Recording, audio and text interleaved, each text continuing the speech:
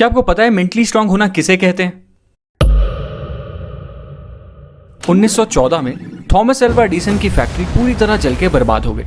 आग इतनी बुरी तरह लगी थी कि कुछ भी नहीं बचा। उन्हें 23 मिलियन US$ का नुकसान हुआ था और एक प्रोटोटाइप जिस पर वो सालों से काम कर रहे थे वो भी जलकर बर्बाद हो गया। इस पूरी सिचुएशन को जानने के बाद थॉमस एल्वा एडिसन ने जिस तरीके से रिएक्ट किया उसे कहते हैं मेंटल टफनेस। पता है उन्होंने क्या कहा? उन्होंने कहा, थैंक गॉड अभी तक मैं जितनी भी मिस्टेक्स कर रहा था वो सारी जलकर खत्म हो गई हैं। अच्छा है, अब मैं एक फ्रेश शुरुआत कर पाऊंगा। एक मेंटली टफ इंसान की ये बहुत बड़ी क्वालिटी होती है कि वो बुरे से बुरे वक्त में भी अपने आप को संभालना जानता है और एक पॉजिटिव अप्रोच रखता है। पर फैक्ट तो यह है कि शुरुआत से ही कोई भी मेंटली स्ट्रांग नहीं होता। जैसे अच्छी डाइट और रेगुलर एक्सरसाइज आपको फिजिकली स्ट्रांग बना देती है, वैसे ही कुछ हैबिट्स होती हैं जो एक मेंटली वीक इंसान को भी मेंटली स्ट्रांग बना देती हैं। और आज इस वीडियो में हम मेंटली स्ट्रांग लोगों की कुछ हैबिट्स के बारे में बात करने वाले हैं। So let's start. पहली हैबिट है एम्ब्रेसिंग चेंज। ईगल इकलौता ऐसा पक्षी होता है जो 70 साल की उम्र तक जिंदा रह सकता है। पर इस उम्र तक जिंदा रहने के लिए हर ईगल को एक बहुत मुश्किल डिसीजन लेना पड़ता है, क्योंकि 40 साल तक जिंदा रहने के बाद एक ईगल के पंजे इस लायक नहीं रहते कि वो उन पंजों से कोई शिकार आसानी से कर पाए। उसके पंजे कमजोर हो जाते हैं और इतने लचीले भी नहीं रहते। और तो और उसकी तीखी और लंबी चोंच भी काफी मुड़ जाती है और उसके पंख इतने मोटे हो जाते हैं कि उड़ान भरना भी मुश्किल हो जाता है। और 40 साल की उम्र में यही वो टाइम होता है जब एक ईगल के पास सिर्फ 2 ही ऑप्शंस होते हैं। पहला, या तो वो इसी तरह मर जाए, दूसरा कि वो एक बहुत ही पेनफुल से चेंज के प्रोसेस को एक्सेप्ट कर ले। एक ईगल की जिंदगी में ये प्रोसेस 150 दिन का होता है और इस प्रोसेस के लिए उस ईगल को किसी पहाड़ की चोटी पर जाकर बैठ जाना होता है और वहां उसे अपनी चोंच को तब तक किसी पत्थर पे मारते रहना होता है जब तक उसकी चोंच निकलकर नीचे ना गिर जाए।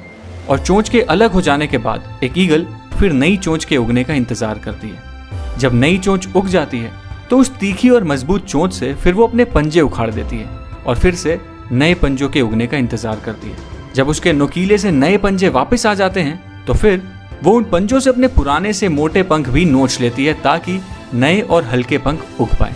और फाइनली इन बेहद दर्द भरे 150 दिनों के बाद एक ईगल अपनी नई जिंदगी की एक नई उड़ान भरती है एंड अपनी जिंदगी के बचे हुए 30 साल जीना शुरू करती है। मतलब सर्वाइवल के लिए और जिंदगी को जीने के लिए एक दर्द भरे चेंज को एक्सेप्ट करना ही पड़ता है। और याद रखो, जब बारिश होती है ना तो सारे पक्षी बचने का कोई ना कोई ठिकाना ढूंढते हैं, पर इकलौता ईगल ऐसा पक्षी होता है जो बारिश से बचने की कोशिश करने के बजाय बादलों के ऊपर उड़ने की औकात रखता है। इसलिए एक मेंटली स्ट्रांग इंसान भी हर मुश्किल चेंज को एम्ब्रेस करता है और उसे एक्सेप्ट करके उस चेन से गुजर कर खुद को मजबूत बनाता है, चेन से घबराता नहीं है।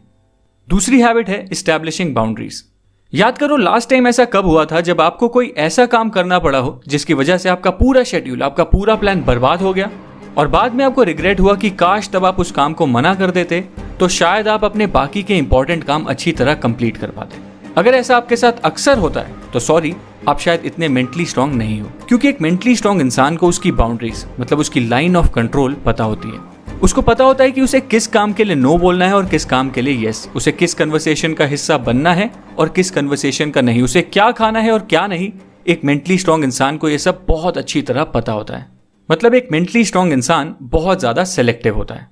अब तीसरी हैबिट है the power of sacrifice. Human psychology को समझने वाले लोग ये अच्छी तरह जानते हैं कि sacrifice builds resilience, resilience builds strength, strength builds power and power builds purpose.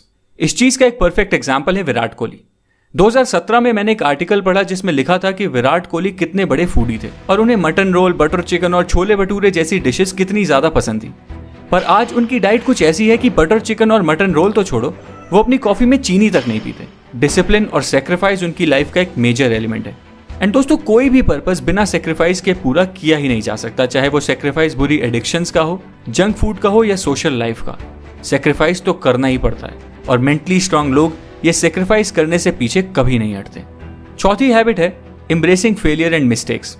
अगर आपको लगता है कि इलॉन मस्क ऐसे आदमी हैं जो अपना हर प्लान सक्सेस को दिमाग में रखकर बनाते हैं, तो शायद आप गलत हो, क्योंकि स्पेसएक्स के प्लान्स के रिगार्डिंग उन्होंने एक इंटरव्यू दिया था और उस इंटरव्यू में उन्होंने कहा था that I want to be able to make sure that we have enough capital to survive at least 3 consecutive failures। और अगर आप इसे ध्यान से समझो तो इनका ये थॉट प्रोसेस क्लियरली एक्सप्लेन करता है कि मेंटली स्ट्रांग होने का मतलब सिर्फ ये नहीं है कि आप सक्सेस की तैयारी करते रहो, बल्कि मेंटली स्ट्रांग होने का मतलब तो यह है कि आप फेलियर्स के लिए भी उतने ही ओपन और रेडी रहो। अब 5वीं हैबिट है सेल्फ लव। एक बार मुझे ऑफिस में एक लड़का दिखा जो फिजिकली बहुत अट्रैक्टिव था और उसके फेस पे एक अलग सा ही ग्लो था। मुझे लगा शायद ये कोई न्यू ज्वाइनर होगा जिसने हाल ही में कॉलेज कंप्लीट किया है और अपनी कॉर्पोरेट लाइफ शुरू की है। फिर एज यूजुअल मेरा दिन शुरू हुआ और शेड्यूल के अकॉर्डिंग मुझे एक मीटिंग में जाना था। उस मीटिंग में पहले से ही वो लड़का बैठा हुआ था और जब मैंने उसे मीटिंग रूम में दोबारा देखा तो मैं थोड़ा कंफ्यूज हो गया। बट फिर मेरे मैनेजर ने अनाउंसमेंट की और बताया कि इस मीटिंग के लिए हमने एक गेस्ट को इन्वाइट किया है जो हमें प्रोसेस रिलेटेड एडवाइस देने वाला है, और वो गेस्ट बिजनेस की एक यूनिट का डायरेक्टर है। और पता है ये डायरेक्टर कौन था? वही यंग दिखने वाला लड़का। एंड उसके बाद जब मेरी उस डायरेक्टर से बात हुई तो उसने बताया कि वो बिजनेस की एक बहुत ही क्रिटिकल यूनिट हैंडल कर रहा है और उसका शेड्यूल फुल पैक्ड रहता है, पर वो जब तक अपने दिन की शुरुआत में सबसे पहले अपनी फिजिकल हेल्थ और मेंटल हेल्थ पर काम नहीं कर लेता, वो अपने दिन के बाकी काम भी शुरू ही नहीं करता। For him his day starts with a practice of self love. And दोस्तों, वैसे सेल्फ लव प्रैक्टिस करने से आपकी सेल्फ एस्टीम और ओवरऑल मेंटल हेल्थ कई गुना इंप्रूव हो जाती है। इसलिए मेंटली स्ट्रांग बनने के लिए ये भी एक बहुत इंपॉर्टेंट हैबिट है। सो दोस्तों, ये थी कुछ 5 क्वालिटीज जो मेंटली स्ट्रांग लोगों में अक्सर देखी जाती हैं। और अगर आप भी मेंटली स्ट्रांग बनना चाहते हो तो आपको भी अपने माइंडसेट को कुछ ऐसा ही बनाना पड़ेगा। अगर आपको मेरी इस वीडियो का कंटेंट पसंद आया तो इस वीडियो को लाइक करना, मेरे चैनल को सब्सक्राइब करना और बेल आइकन दबाना फ्यूचर वीडियो अपडेट्स के लिए। Thank you.